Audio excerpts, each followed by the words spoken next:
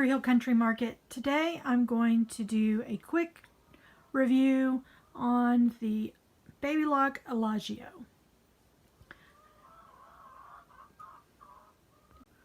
One of my very favorite brands of sewing and quilting machines is Babylock.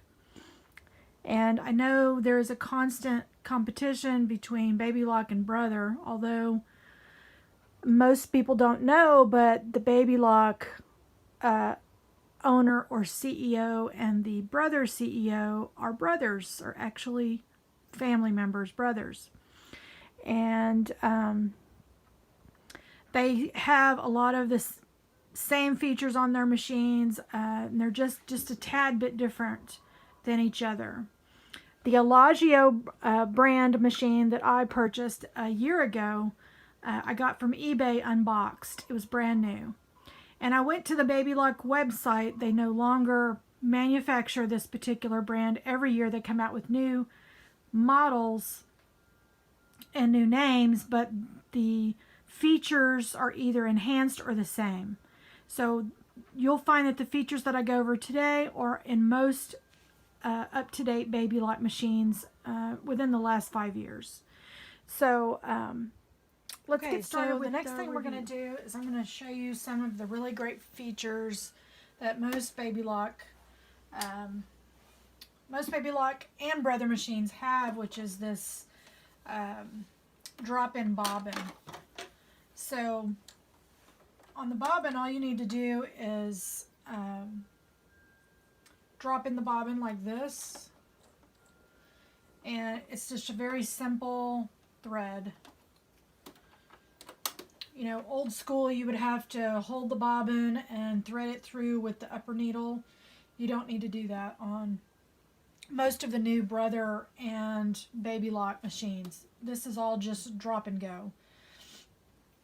For threading the machine, all you need to do is have your thread in here. Keeping this little thing on your thread helps the tension of the thread.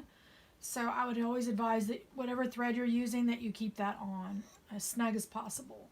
So this does have guides to help you thread the machine, but it's super easy. Just go around, up, and down. In front of the needle, there's a little clip there. And then you pull your thread to the left, and you hold it there, and you release it when you push down the needle threader, and it automatically threads your machine, which is just a lifesaver in the middle of a project. If it jams or if you need to rethread or change threads, you can thread this thing super easy as long as the needle is in the up position and your machine is in the stop position. You can thread this and it works really, really well. So just an awesome feature for most of the Babylock and Brother machines. But I'm going to focus on Babylock because this is not a Brother. I'm just trying to let you know that they're both interchangeable and, you know, they work together. Bobbing threading is super easy on this machine. There's a guide up here. I bypass the guide a lot, and I use white bobbins mostly. And I have a kickstand for thread back here, and I just pull the thread over here and thread it. The only thing I don't like about the bobbin threader here is that sometimes your thread can get underneath, and you're not able to dig out the thread underneath there. This is very hard to disassemble, so you can't really clean a lot of threads if they get stuck inside. So, but super easy. It auto stops when the bobbin is full, and it has storage here in the front of all the different components to the machine that are needed and come with the machine. This also came with a walking foot that doesn't fit in here. It came with a seam ripper that goes here. I keep it out a lot just because I use it for different things. There's also a spool storage thing back here that I never use. It's empty. But you could put bobbins on it if you wanted to. I buy bobbin holders, like this, and I keep all my my bobbins in a bobbin holder. I get them off of Amazon. They're super cheap. So the next thing we can do is I'll take you through the screen. This machine does sewing, quilting, crafting, and embroidery. So I'll take you through the different things. All the machines come with a stylus, which is a pen, a plastic pen that just helps you from keeping your fingerprints off of the machine. And all the machines have a USB port for using what I call a jump drive to put your embroidery files on, to sew, to stitch out on here. If for any reason your file size is larger than the largest hoop for this machine, it won't show up in your availability for files, because I moved from a 10 needle to this, and I had a big frame. I had a 14 by 10 frame. A lot of the files that I had for my 10 needle I can't use on this machine because the files are so big they won't show up here for me to use them, because the biggest frame for this machine that I'm aware of currently is an 11 by 7. So it doesn't do, it'll do a split file, but it won't do a full on large, like the back of a jacket. This machine won't handle that at all. All right, so let's move to the display. So we're here at the display. This is what you're going to see when you turn the machine on. Any screen that you see other than embroidery, you can go right to. In order to use the embroidery feature on this machine, you have to have your embroidery table on, and mine is right down there. So you would need to install this on to here. It just slides right on the side. You take this off and it slides right in. You would need to do that before you use the embroidery feature on this machine. So let's just go through the top. This is where your sewing stitches are, all of your utility stitching, and your decorative stitching, or the first two tabs on here. And as you can see, all you have to do, use your stylus or your finger, is to change out the stitches, and it automatically sets the tension, and you don't have to do anything, but you can manually, you can up your tension, lower your tension, things like that. These buttons over here will directly control what's going on over here, just so you know. So you just have tons of stitches to choose from. I don't use a lot of decorative stitching, and when I do, it's only a couple of these stitches. I've not tested them all out, haven't had a need to, and not a lot of them appeal to me, so I haven't used them. So there's just a lot, and then here's all the different buttonholes you can do, which is really nice. One of the features I really like, since I've been sewing since I was a small girl, I've used a lot of the older machines, and the features that really help me are the ones that they never came with. For instance, if I wanted to gather or pin tuck a garment, by selecting these buttons, it automatically sets up your machine to do that type of situation. So if I needed to gather something really quickly, all I do is hit this button right here, and the machine is automatically set up to do gathering. I don't need to change anything. I don't need to lengthen my stitches. I don't need to do anything at all. It automatically does that for me. And when I'm done, I just hit the close and then close again. But as you can see, it takes you through a lot of different ones. Let's see.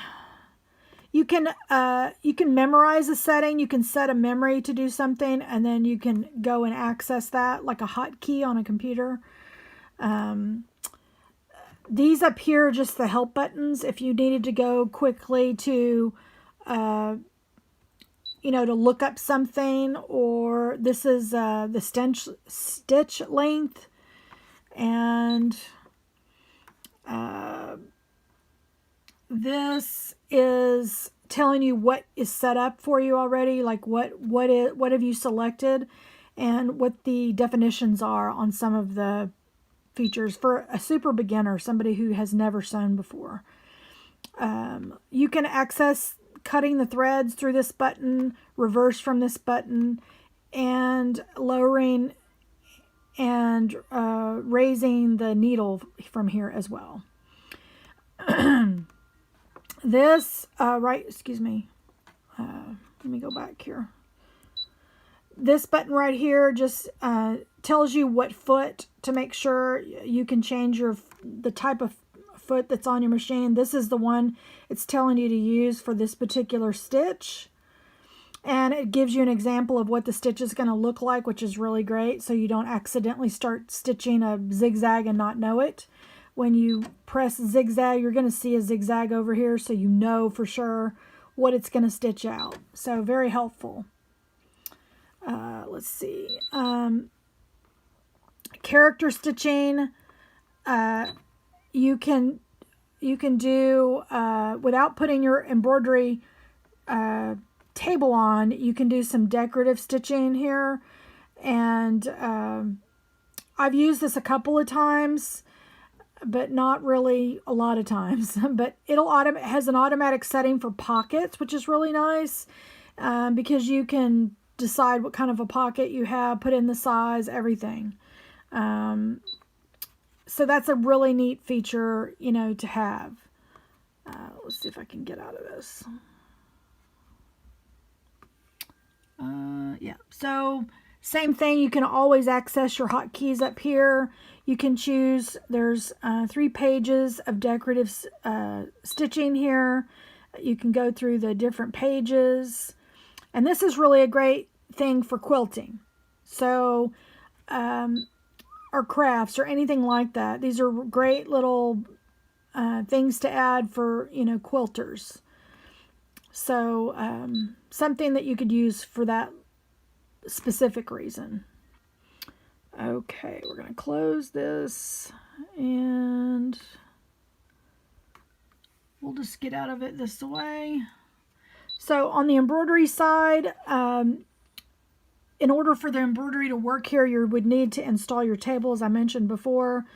They have some automatic settings. They have some decorative embroidery patterns already done for you, but they're really basic. Here's some more patterns. There's four pages of them, and these automatically come with them.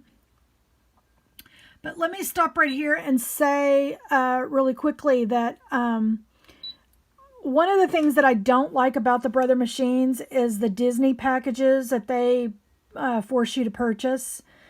I don't use any of the Disney designs because I can't sell them.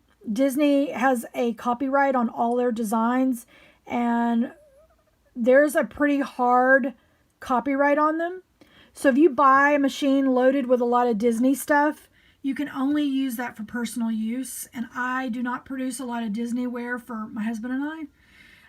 I do have nieces and nephews. I have no grandchildren at this stage, but I don't use a lot of Disney. So if for me, the amount of value that they add to the sewing machine to sell it for the amount that they're trying to sell it for is a lot of it. It is built in with Disney numbers, and I don't sell Disney because I'm not allowed, and so I didn't really want a Brother machine.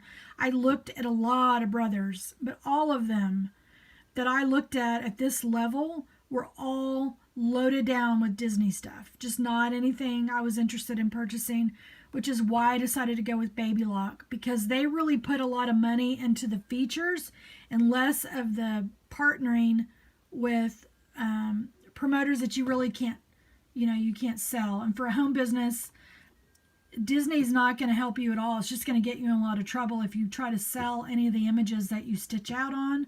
You can't post them online or anything. So you have to purchase a license from Disney to sell their items. And from what I understand, it is super expensive to be a Disney partner. So you can also edit embroidery files on here. This is the editing screen. I don't have a lot of experience with it, so I would refer to the manual when you're getting into heavy details about this machine. But just know that it will do editing for embroidery files, and to what level, I'm sure it's extensive. I do not know at this date of this video. So I hope you enjoyed seeing if you own an Ellageo or if you're looking into purchasing. My take is you can never go wrong with a Babylock, especially brand new. If someone has purchased a Babylock and they've beat it up, meaning they've given it a lot of abuse, I would avoid buying it. Just, you're better off putting your money into something new.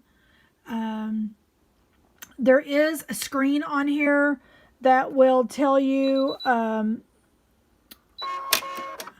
it will give you and tell you all of the stitch counts that your machine has. And the stitch count is on the embroidery side. If you have a machine that's over 1 million stitches been used, I would not purchase it if you're trying to start a business.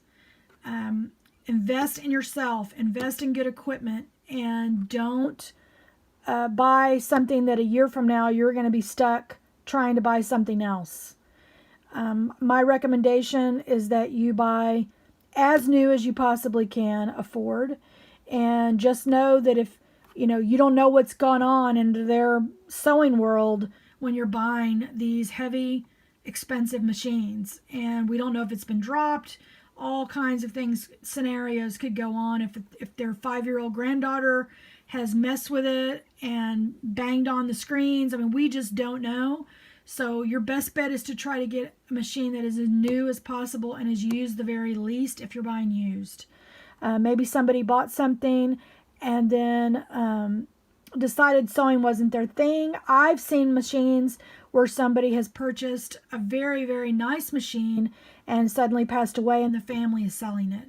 Those are certainly great things to purchase, just because, obviously it was something good somebody wanted to invest in, and why not go ahead and get the use out of it. So anyway, I hope you enjoyed this video, and join me next time at Cedar Hill Country Market, where I show you what we're producing in our shop and give you tips and ideas for not only your business, but things that you might personally want to use. So everybody have a blessed day, and thank you for joining me.